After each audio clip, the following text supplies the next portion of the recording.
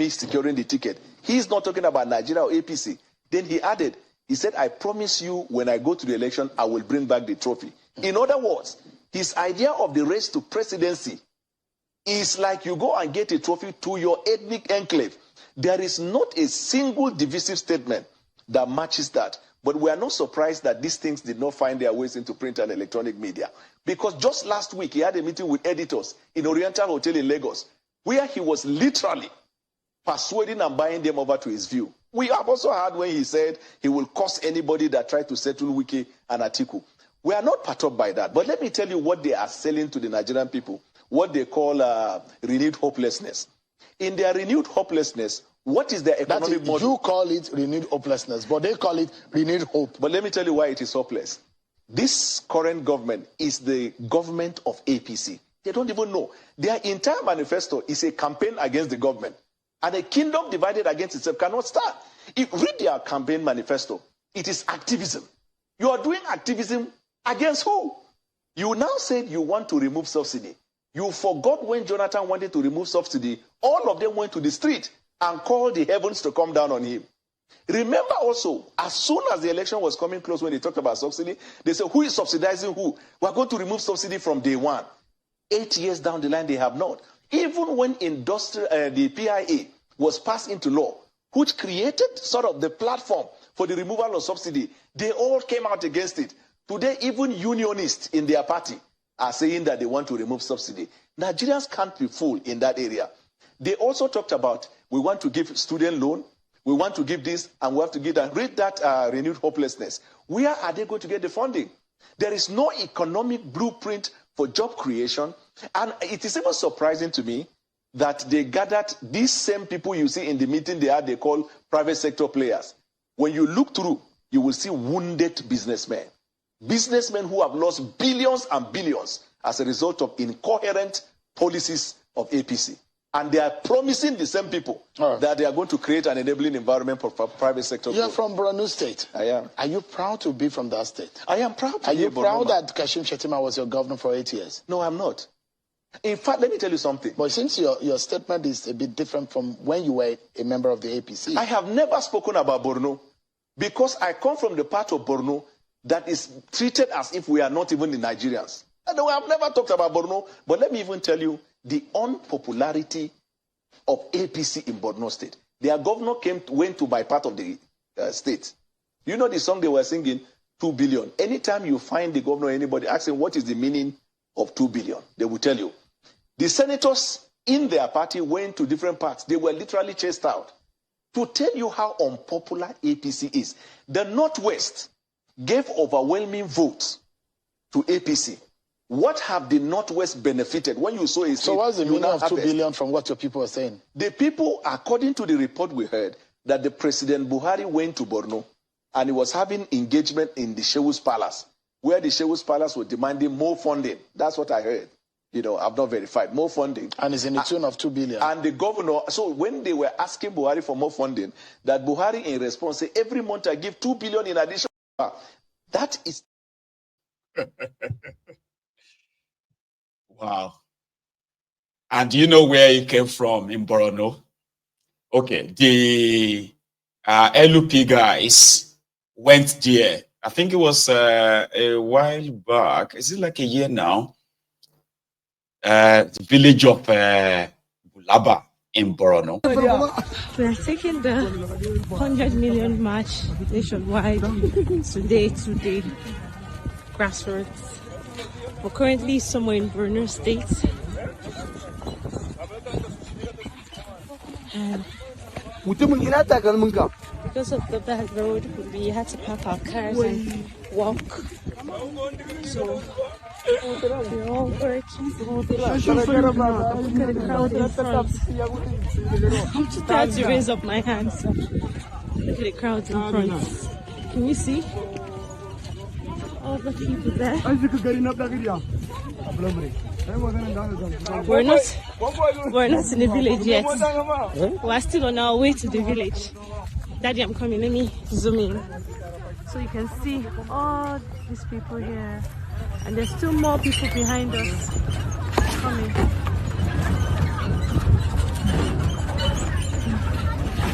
these people here.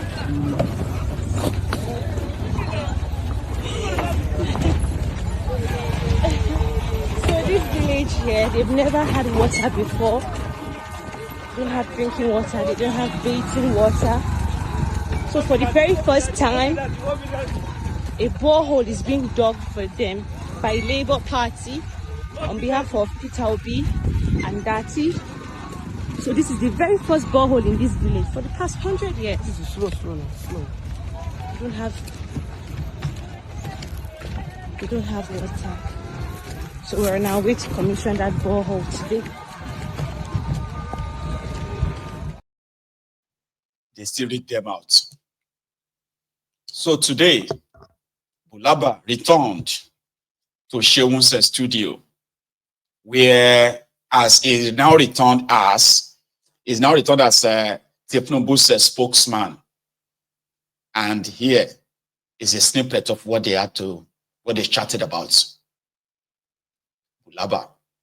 Do you think you are fit for this office in terms of your qualification? We are saved by grace. Oh, you are talking of whether I have the resume? You have the requisite experience, understanding, and knowledge of the job. I have of speaking publicly for a president of the Federal Republic of Nigeria. I have never spoken for the president of the Federal Republic at any time. This is the first time. But if you are talking of whether I have experience in communication and public communication and media, that is all I've been doing for many years. Have you been trained for it? I studied law. A lawyer is both a journalist and a practitioner of law. When you appear in court, what are you doing? Advocating for a case. But it's a totally different thing when you spin and you handle media and manage media and communication for. That's probably one of the highest role in media and communication in any country. Speaking and managing public relations and spinning for a president. Which is what I have the capacity for. Yeah.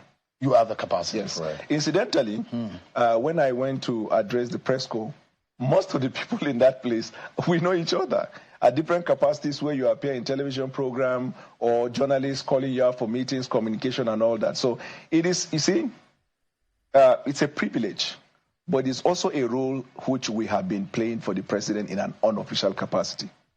So now that the privileged position is given to you in that official capacity, it's an honor. What has changed now is that in an unofficial capacity, you can say anything you want. In the official capacity, because whatever you say is deemed as the president saying, you have to be careful to be sure that what you're saying filters on the thinking, the reasoning, and the body language of the president.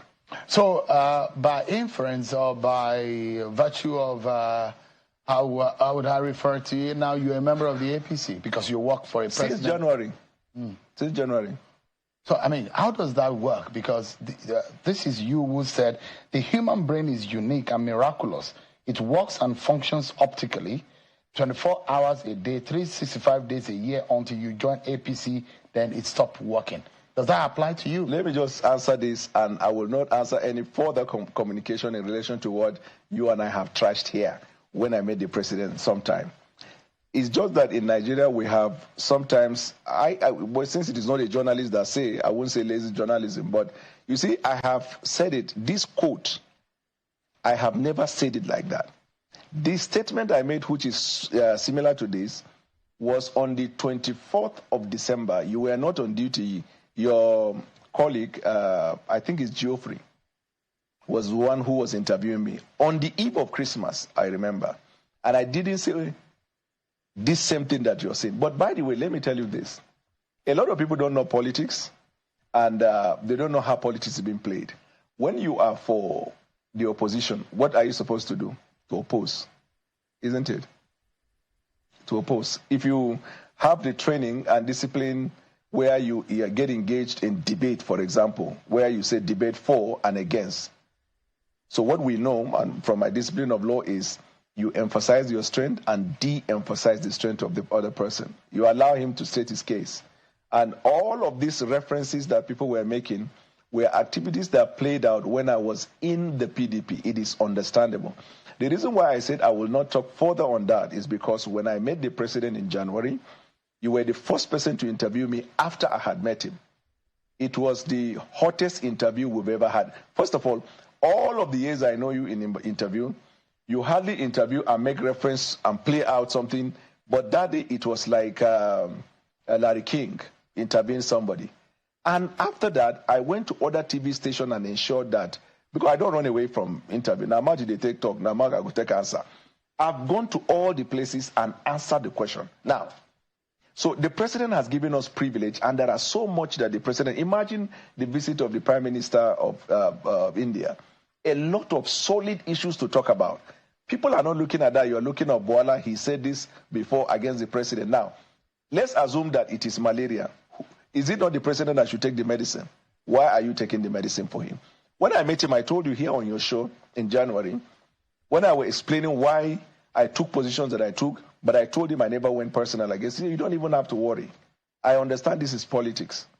The only thing the president then was worried was that when I left, I didn't meet with him before leaving. That's the only thing, not what I said. And he told me something. He said, if you look around me now, most of the people that I would meet today were once against me and even, very deep against me. But in life, my mother, this is his word, my mother taught me that if a king is going to be fighting with people, you will now become a lonely king without people. And so I have learned that in life, and I don't hold it against me. So you are 100% loyal to the president? 100%. So you were formerly, you said that you were 100% loyal to Atiku Abubakar. When I was with Atiku, I was 100. So that, I'm like a pit bull, right?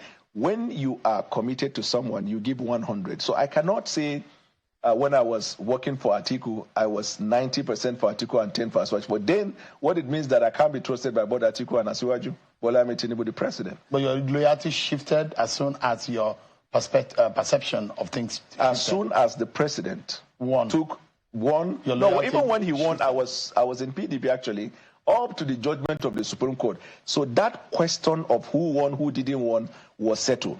The next thing that everybody was confronted with after that time was governance. And if you recall, I want to refresh your memory, on the 1st, I think, of January, the president gave a speech. And in that speech, he called on all Nigerians from all divide to come together. Let us build on governance. So when I got the privilege of being invited by the president to meet him, which many people have sought for and never had, and I count it as a privilege of a lifetime. He's a father. I've been with him before. And he said, I want you to join this idea of governance and the rest. I saw it as a rare opportunity. And I grabbed it with joy. And from then, I gave him my 100% commitment. And Sheun, you have been around from that January when I made that decision for the president till today. Was there any moment in which I was quiet, silent? He has no job.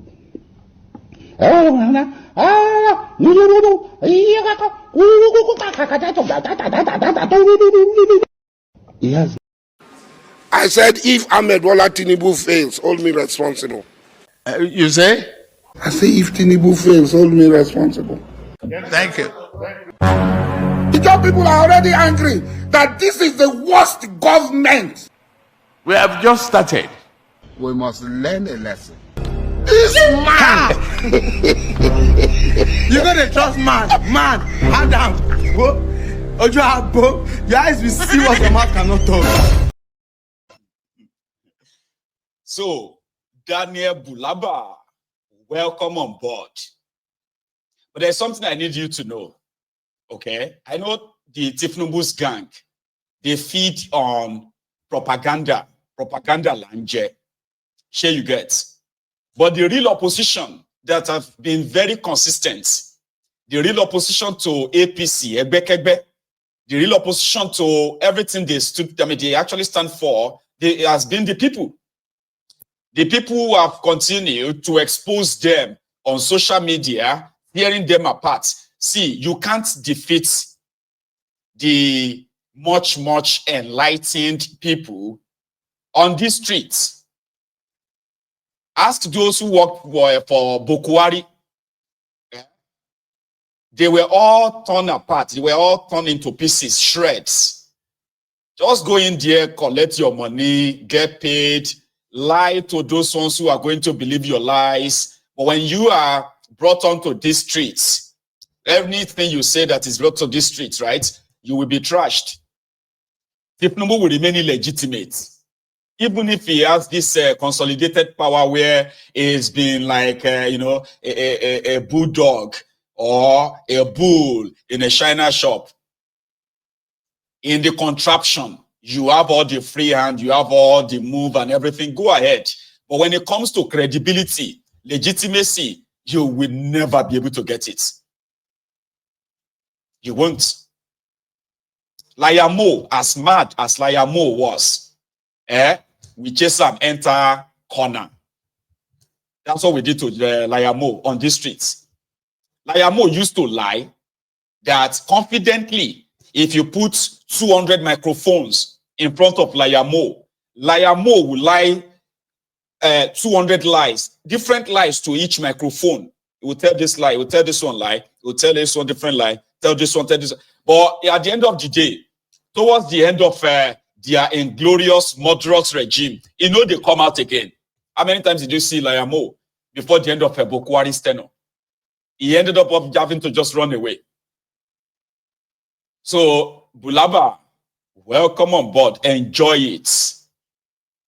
How many of you know that this guy aspire to perspire, to acquire and acquire, to desire, then to aspire again? Is also an appointee of Tinubu. I don't cast my votes for you, as I don't cast my votes for you, I don't cast my votes for you, as I don't cast my votes for you, I don't. Many of you know that. I don't know if he deleted his social media and Dusha. Feladro Toye.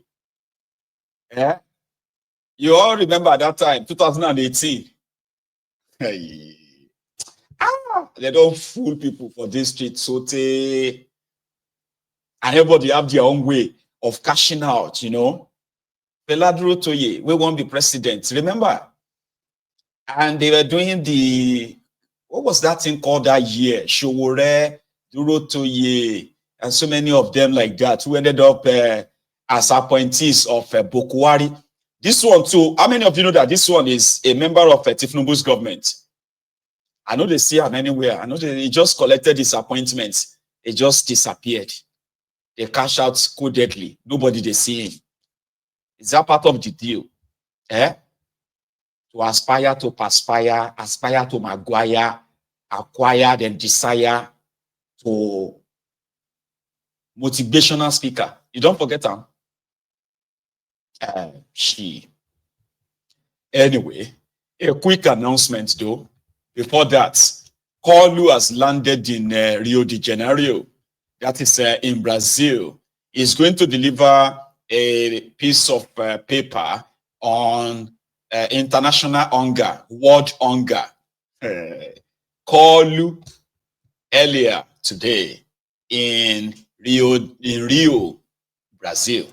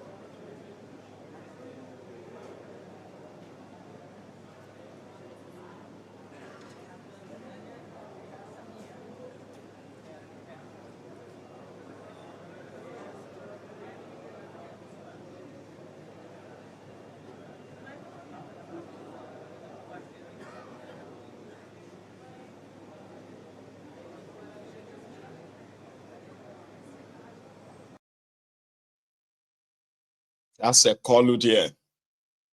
The G20 summit. And I know I'll bring to you whatever he possibly, whatever he told them afterward, okay? But let's leave that. Yesterday, okay, in fact, it was 2 days ago, right? When Obasanjo, somewhere in Yale University, he delivered a speech and he called on the sack of INEC leadership. If there's going to be any real election in Nigeria, they must sack the INEC leadership. And at the same time, they must even reduce their tenure. This was Obasanjo. Then he mocked Tinubu on his failure on the Nigerian economy. I say, since then, Tinubu said dogs have been unleashed on him.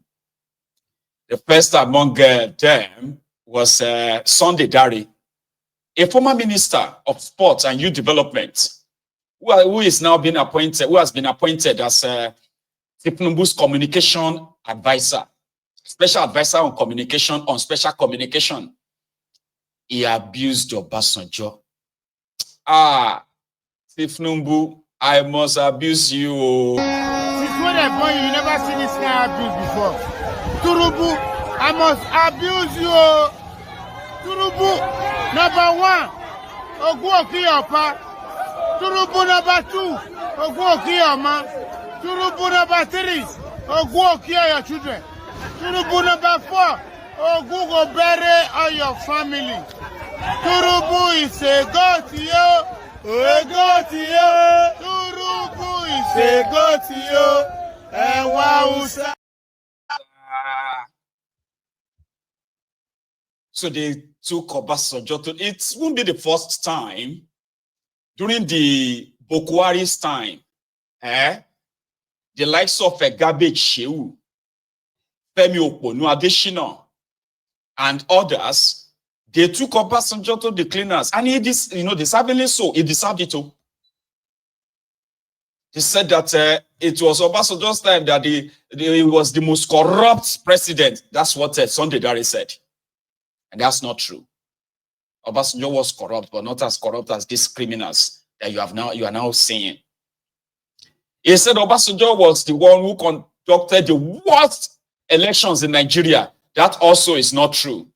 He used to be the holder of that honor, or that dishonorable award. But since this APC, Egbekegbe came, and they started the go to court, they first started with inconclusive election, inconclusive.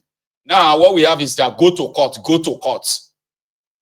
So when Obasanjo conducted the 2007 elections, it was the worst that even the beneficiary of that election, Yar'Adua, came out and said, the election that brought me to power is the worst election in Nigeria history. Morisiwu. But since then, Nigeria don't enter canal like that since that time. Goodluck Ebele Jonathan tried to reform the electoral process and he became the sacrificial lamb for it. And APC, Egbekegbe, they will never make such mistake. Now they are accusing him that. Now to make the matter worse, they continue this lie of Obasanjo spending $16 billion to generate darkness. That is one propaganda that APC, Egbekegbe, have been using so well. Even you can see the, the roadside